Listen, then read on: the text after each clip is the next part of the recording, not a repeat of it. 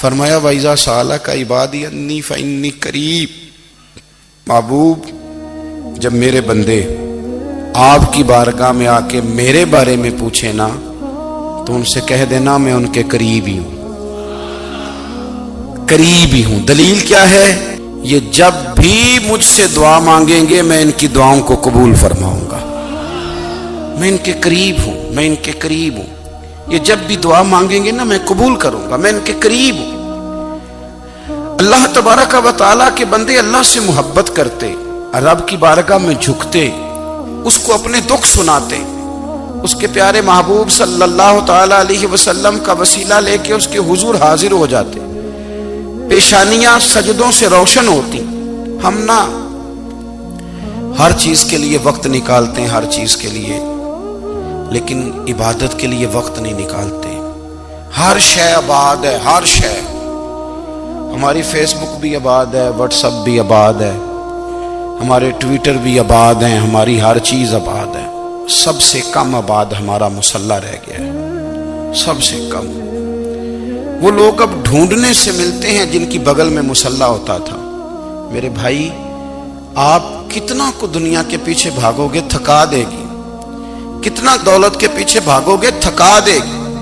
آپ جب اپنی زندگی میں جمع تفریق کرو گے نا تو مرتے وقت احساس ہوگا کہ سارا کچھ تو لوگوں کے لیے کیا، اپنے لیے تو کر ہی کچھ نہیں سکے۔ اور ہم عبادت کے معاملے میں بہانے بازی بھی کرتے ہیں۔ ہم کہتے ہیں اوہو رزق کمانا بھی تو عبادت ہی ہے نا، تو میں حلال روزی کے لیے جا رہا ہوں، یہ بھی تو عبادت ہے نا۔ میری طرح کے لوگ کہہ دیتے ہیں کہ میں سویرے اٹھ کے مدرسے میں کچھ اسباق دیکھتا ہوں تو یہ بھی تو عبادت ہے، میں بیان کرنے کے لیے مطالعہ کرتا ہوں تو یہ بھی تو عبادت ہے نا، اتنے لمبے سفر کر کے ملک میں دنیا میں گھومتا ہوں تو یہ بھی تو میں عبادت ہی کر رہا ہوں۔ اب اسپیشل نفلوں کے لیے وقت کس طرح نکلے، اسپیشل کر کے تسبیح میں کیسے چلاؤں، میں سارا کچھ ہم بہانے بنا لیتے ہیں نا۔ میرا سوال یہ ہے کہ یہ ساری باتیں صحابہ کو، نبی کریم کو، دیگر لوگوں کو بھی تو پتہ تھی نا، لیکن آپ غور تو کریں 23 سال حضور کو وقت ملا، مختصر وقت ظاہراً تبلیغ کرنے کے لیے، پوری دنیا میں دین بھی پھیلانا ہے۔ گھر میں 11 ازواج ہے، 4 بیٹیاں ہیں، ان کی اولادیں، سارے کام کاج بھی دیکھنے، لیکن سیدہ طیبہ طاہرہ حضرت عائشہ صدیقہ رضی اللہ تعالیٰ عنہ فرماتی ہیں سارا دن تبلیغ کرتے، ہر غلام کے دکھ سنتے، گھر میں آتے تو اپنے گھر والوں کا خیال کرتے، کام میں ہمارا ہاتھ بٹاتے۔ قربان جاؤں، کہتی ہیں زمانہ سارا سو جاتا لیکن آمنہ کے لال مصلی بچھا لیتے۔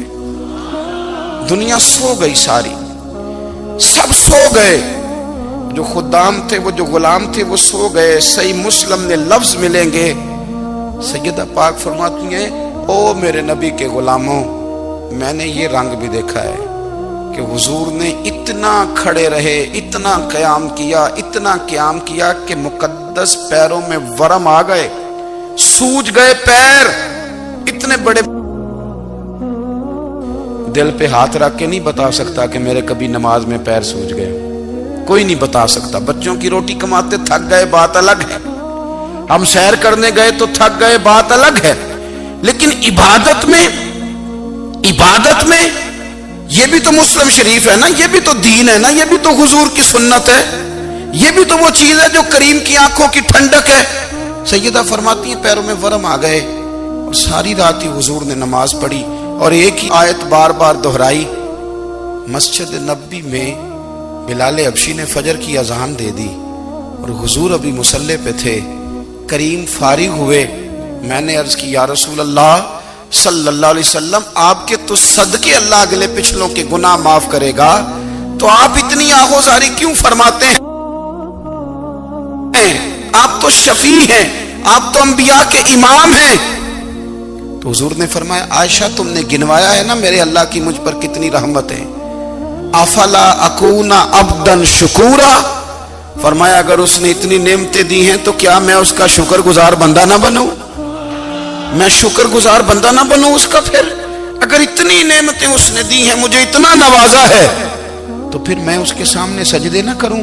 او میرے بھائی، بڑے قابل فخر لوگ ہیں ہم کہ ہم نبی پاک کے غلام ہیں، ہم قابل فخر ہیں کہ نبی کریم کے غلام ہیں، کیا کبھی اس غلامی کے شکرانے میں بھی 2 نفل پڑھے کہ یا اللہ تیرا شکر ہے تو نے ہمیں حضور کا غلام بنایا ہے؟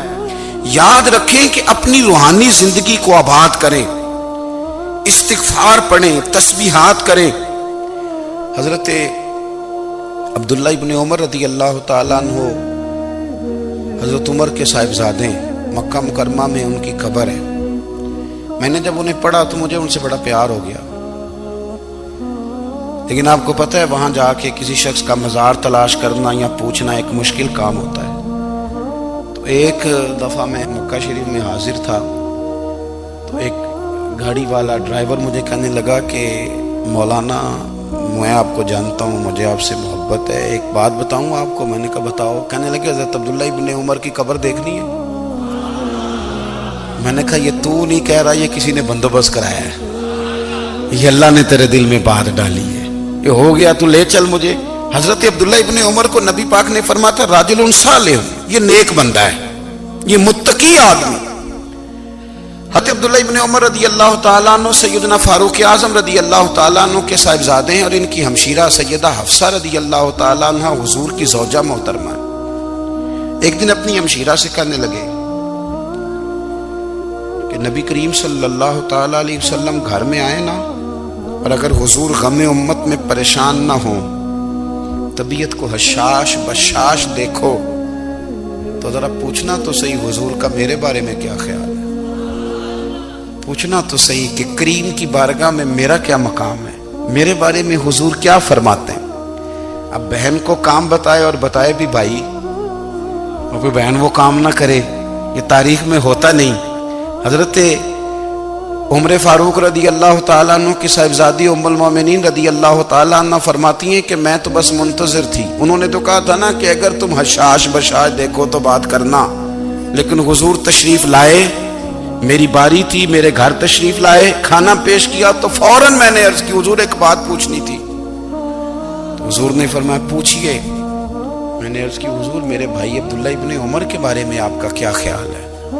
نوجوانوں میری بات پہ غور کرنا، میرے بھائی کے بارے میں آپ کا کیا خیال ہے؟ تو نبی کریم صلی اللہ تعالیٰ علیہ وآلہ وسلم نے میری طرف دیکھا، اور پھر حضور زیر لب تھوڑا مسکرائے، اور بریلی کے امام کہتے ہیں کہ حضور مسکرا دیتے تھے نا تو جو بڑا دکھی ہوتا تھا وہ بھی ہنس پڑتا تھا۔ اب سوال پیدا ہوتا تھا کہ پھر تو اس مسکراہٹ کے لیے انتظار کرنا پڑتا ہوگا کئی مہینے کہ حضور مسکرائیں تو رونے والے ہنسیں، تو اعلیٰ حضرت فرماتے نہیں، انتظار نہیں کرنا پڑتا، یہ مسکراتے رہنا تو حضور کی عادت ہے۔ جس کی تسکین سے روتے ہوئے ہنس پڑے، اس تبسم کی عادت پہ لاکھوں سلام۔ یعنی یہ تو عادت ہے حضور کی مسکراتے رہنا، اس کے لیے انتظار نہیں کرنا پڑتا۔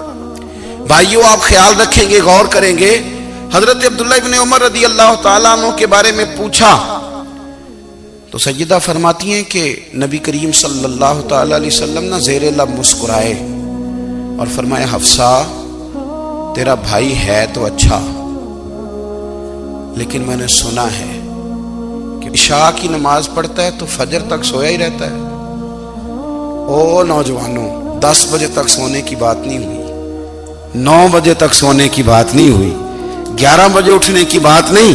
حضور فرمانے لگے میں نے سنا ہے کہ عشاء کی نماز پڑھ کے سو جاتا ہے اور فجر تک سویا ہی رہتا ہے، اسے چاہیے کہ تہجد کے وقت اٹھا کرے، اللہ کی بارگاہ میں حاضر ہوا کرے، آہوزاری کرے، سجدے کرے، عبادت کرے، اٹھتا ہے اور فجر میں جا کے اٹھتا ہے۔ حضرت جناب حفصہ رضی اللہ تعالیٰ عنہ کہتی ہے میں نے جناب عبداللہ ابن عمر کو پیغام دیا اور میں نے کہا میرے جوان بھائی سن، نبی پاک نے فرمایا ہے تو اچھا پر تہجد میں نہیں اٹھتا، نفل نہیں پڑھتا۔ او میری ملت کے جوانوں، مزہ نہیں آ جاتا جب ساری دنیا سوئی ہو، ساری دنیا، اور بستر بھی گرم ہو اور نیند بھی پورا غلبہ کر رہی ہو، اور اچانک گھنٹی بجے دماغ میں، آنکھ کھلے، گھڑی پہ نظر پڑے، 3:30 4 بجے کا پیغام گھڑی بتائے، اور کوئی چڑھتی جوانی والا اٹھ کے وضو کرے، اور جب وہ مصلی کھول کے بچھائے تو مدینے والے محبوب کہتے ہیں کہ ہر نماز پہ رب ثواب دیتا ہے، اور جو اٹھ کے تہجد کی نماز پڑھے اسے دیکھ کے تو رب مسکراتا ہے، جو اس کی شان کے لائق ہے، جو اس کی شان کے لائق، وہ مسکراتا ہے، خوش ہوتا ہے کہ میرا بندہ تہجد میں اٹھ گیا، وہ مسکراتا ہے۔ کاش ہماری صبحیں کبھی اپنے مالک کے نام ہو جائیں، کاش کے صبح۔ حضرت ابو الحسن رحمت اللہ تعالی علیہ حضرت معاذ ابن جبل رضی اللہ تعالیٰ عنہ کے پاس بیٹھا کرتے تھے، فرماتے ہیں ان سے جو پیار بڑھا تو پھر میرا مصلی سے بھی بڑھ گیا۔ تابعی ہیں، فرماتے ہیں صحابی رسول سے محبت ہوئی تو ذکر سے بھی ہو گئی، پھر درود شریف سے بھی ہو گئی، محبت ان سے بڑھی تو پھر اللہ نے مسجد کا پیار بھی بڑھا دیا۔ آپ فرماتے ہیں کہ میری ہر وقت بھی یہ چاہتی تھی کہ بس اللہ اللہ کروں، بس اللہ اللہ کروں، بس نہ میں ذرا تھوڑی جان چھڑاؤں لوگوں سے، کوئی 10 منٹ ملے تو میں کوئی 4 نفل پڑھ لوں، میں تھوڑا سا نہ بچوں لوگوں سے، اور مجھے تسبیح ملے تو میں نہ کچھ 400-500 دفعہ استغفار پڑھوں، سبحان اللہ، الحمدللہ، اللہ اکبر، لا حول ولا قوت الا باللہ، میں نہ تسبیحات پڑھوں۔ فرماتے ہیں کہ بچے تھے گھر میں 6-7، غربت تھی، کام ملتا کوئی نہیں تھا، اور میں کام چور نہیں تھا، کام ڈھونڈتا تھا، پر اللہ کی قدرت کے کام نہیں ملتا تھا۔ فرماتے ہیں کہ میں نے ایک دن اپنی اہلیہ سے کہا کہ آج میں پھر جاتا ہوں کام ڈھونڈنے، تو میری بیوی بڑی فرما بردار تھی، پر اس دن نہ غربت کے ہاتھوں تنگ آ کے کہنے لگی آج نانا کوئی تو چیز لے کے آیا، تو مجھ سے بچوں کی بھوک نہیں دیکھی جاتی، یہ سب روگاں دا روگ محمد جس دا نام غریبی، کنڈ بلا کے لنگ جاندے نہیں دوست یار قریبی، آج نہ کچھ لے کے آیا تو میں بچے لے کے چلی جاؤں گی۔ شیخ فرماتے ہیں کہ میں بڑا پریشان گھر سے نکلا، پر میں نے صبح سے لے کے زور تک کام ڈھونڈا، کام ملا کوئی نہیں، تو میرے دل میں خیال آیا چلو کام نہیں ملتا تو اللہ اللہ تو کرے نا، چلو بندوں کی مزدوری نہیں ملتی تو رب کریم کی عبادت ہی کرتے ہیں۔ فرماتے ہیں کہ میں نے نا فرات کے پانی سے وضو کیا، نہر کے، شدید دھوپ تھی، ساتھ ریت تھی اور ریت تپ رہی تھی، میں نے اپنا رومال وہیں مصلی کے طور پر بچھا لیا، اور فرماتے ہیں کہ زور سے لے کر عصر تک نماز پڑھی، دھوپ بھی پورے زور پہ، پر میرے سجدے کا ذوق بھی پورے زور پہ۔ فرماتے ہیں سورج بھی چمک رہا ہے اور رب کی عبادت کا ذوق بھی پورے زور پہ، میں سجدہ کروں تو پھر میرا اٹھانے کو جی نہ چاہے۔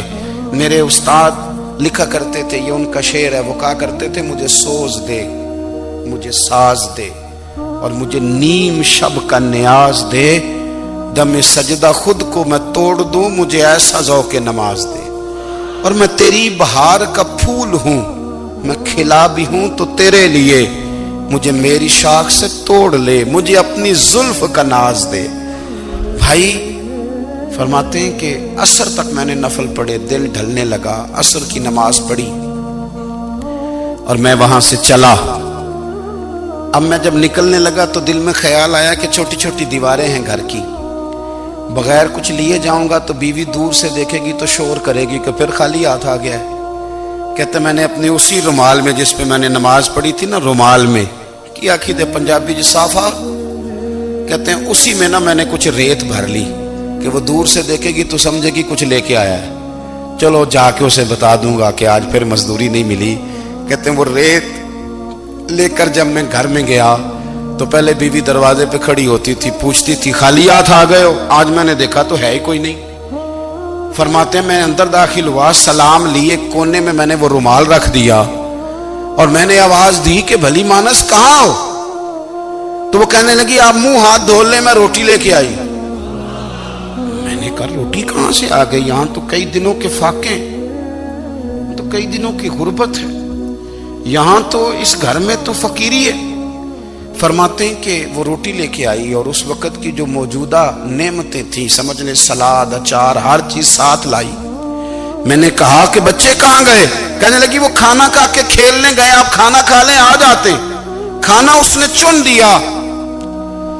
میں نے حیرت انگیز لہجے میں ساری نعمتیں اپنے دسترخوان پہ دیکھ کر کے بیوی سے پوچھا یہ کہاں سے آیا کھانا؟ بچوں کو تو نے کہاں سے کھانا کھلایا؟ یہ سارا کچھ کیسا ہے؟ کہنے لگی پتہ نہیں آج آپ کس کریم کی مزدوری کرنے چلے گئے تھے، پتہ نہیں کس کریم کی میرے گھر میں تو اتنی نعمتیں آئی ہیں کہ مجھ سے سنبھالی نہیں جا رہی، اتنا اناج ہے، اتنا گندم ہے، کس کریم کے دروازے آج چلے گئے تھے۔ یہ کہتے کہتے وہ اٹھی اور اٹھ کر کے کہنے لگی پہلے بڑا کچھ آیا تھا، اب کیا لے آئے ہو؟ اور جا کر کے نا اس نے وہ ریت والا رومال کھولا، کہنے لگے میں تو لے کے آیا تھا ریت، تو میرے رب نے اسے بھی سونے اور ہیرے بنا دیا تھا۔ جب آپ کی توجہ اللہ کی جانب، میرے نبی پاک صلی اللہ تعالی علیہ وسلم نے فرمایا ہر چیز اپنے رب سے مانگ، ہر چیز مانگ، ہر چیز مانگ۔ یا رسول اللہ کیا کچھ؟ میرے محبوب نے فرمایا تیرے گھر میں نمک بھی ختم ہو جائے تو وہ بھی اپنے رب سے مانگا کر، تو مانگنا وہ تجھے دے گا، تو اس کی بارگاہ میں کشکول طلب دراز تو کرنا۔ اور ترمذی شریف میں عجیب لفظ ہے، رسول کائنات نے فرمایا، رب کریم فرماتا ہے جب میرا بندہ ہاتھ اٹھاتا ہے نا تو مجھے حیا آتی ہے کہ میں خالی کیسے لوٹا دوں اس کے۔ اتنے بڑے بادشاہ کی بارگاہ میں دعا کی بڑی طاقت ہے۔ میرے نبی پاک نے فرمایا دعا مومن کا ہتھیار ہے، دعا مومن کا، دعا مومن کا۔ حضور نے فرمایا تقدیر کو سوائے دعا کے کوئی چیز نہیں بدل سکتی۔ دعا مومن کا ہتھیار ہے، یہ کافر کے پاس کوئی نہیں، یہ ہتھیار ہے مومن کا۔ اللہ کرے آپ کو سمجھ آئے، پھر سنیں، کئی بار کہہ چکا ہوں یہ ہتھیار ہے۔ کافر کے مقابلے میں جو تیرے پاس سب سے بڑا ہتھیار ہے وہ دعا ہے۔ دعائیں کرانی چھوڑ دی، کرنی چھوڑ دی، لینی چھوڑ دی۔ حضرت سیدنا انس بن مالک رضی اللہ تعالیٰ عنہ فرمایا کرتے تھے میں نے وہ رنگ دیکھا ہے جب حضور دعا مانگتے تھے اور حضور کی مقدس آنکھوں میں آنسو بھی ساتھ ہی بہا کرتے تھے، میں نے وہ انداز دیکھا ہے۔ بھائی اپنا مصلی کا، عبادت کا، وظائف کا، اللہ اللہ کا سلسلہ اس کو مضبوط کریں، اپنی دعاؤں کے تعلق کو مضبوط کریں۔ دعائیں بڑے انقلاب برپا کر دیتی ہیں۔ ہم تھوڑے تھوڑے نا جب سے خشک ہوئے ہیں نا، خشک، اور میری تو جماعت ہی صوفیاء کی جماعت تھی، ہم تو داتا علی اجمیری کی جماعت سے، ہم تو خواجہ اجمیری کی جماعت سے، ہم تو شیخ احمد فاروق سرہندی کی جماعت سے، ہم تو صوفیاء کی جماعت۔ ہماری جماعت نے بھی وہ تعلق جو ہمارے بزرگوں نے بنایا تھا۔ بزرگ اللہ کے قریب کیسے جاتا ہے؟ تو ہمارے یہاں نا بہت سارے لوگ کہتے ہیں جی نظر ہو گئی تو کام ہو گیا۔ بھائی جو بخاری مسلم میں طریقہ ہے نا اللہ کا قرب پانے کا وہ تو نفل ہے۔ نبی کریم علیہ السلام نے فرمایا بندہ نفلوں کے ذریعے رب کے قریب جاتا ہے، اور اتنا قریب جاتا ہے کہ پھر اللہ اس کی زبان بن جاتا ہے، اللہ اس کی آنکھیں بن جاتا ہے، کان بن جاتا ہے۔